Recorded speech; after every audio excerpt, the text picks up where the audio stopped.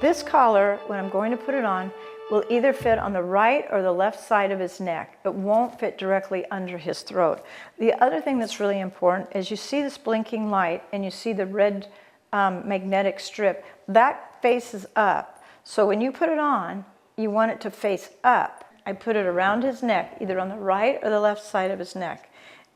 And I put it on to where it's snug, because what you don't want it to slide around, because that can cause sores, but also you won't get the results that you want, because you need the contacts to be secure against the skin and to have a solid contact for it to be effective. He's not at all afraid of it. It doesn't hurt him. And I need to stress that, because I think these e-collars get quite the bum rap, because it's not that they can't be misused, but if used properly, they're a wonderful training aid.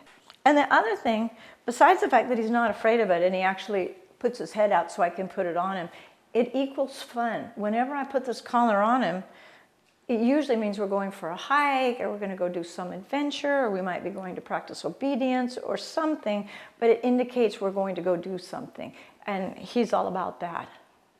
The Dogtra 280 NCP is not only for large dogs, it was actually originally designed for small dogs.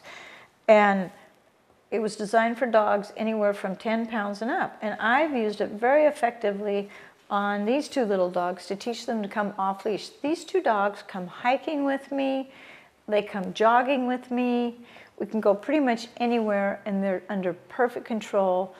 And they don't always need to wear the collar, but they've been trained with it, so they understand that when I ask them something, no matter how far away they are, they totally pay attention.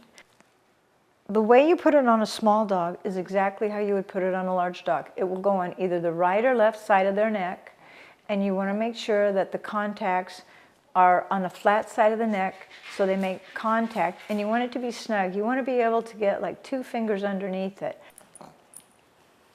So on little Oliver, it would go on the, I would probably be putting it on the right side of her neck, and I would just put it on.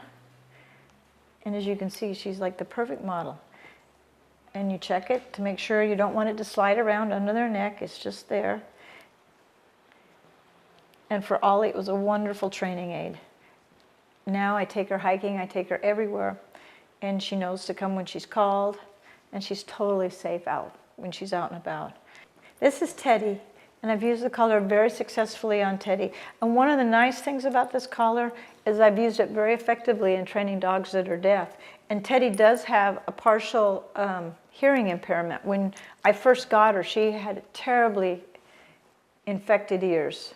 And it definitely affected her hearing. She has a certain amount of hearing loss. So when we go hiking and she gets way out away from me, all I have to do is page her, and she'll turn around and look at me, and she'll come running back as hard as she can go. It's really fun to see. She just scoots.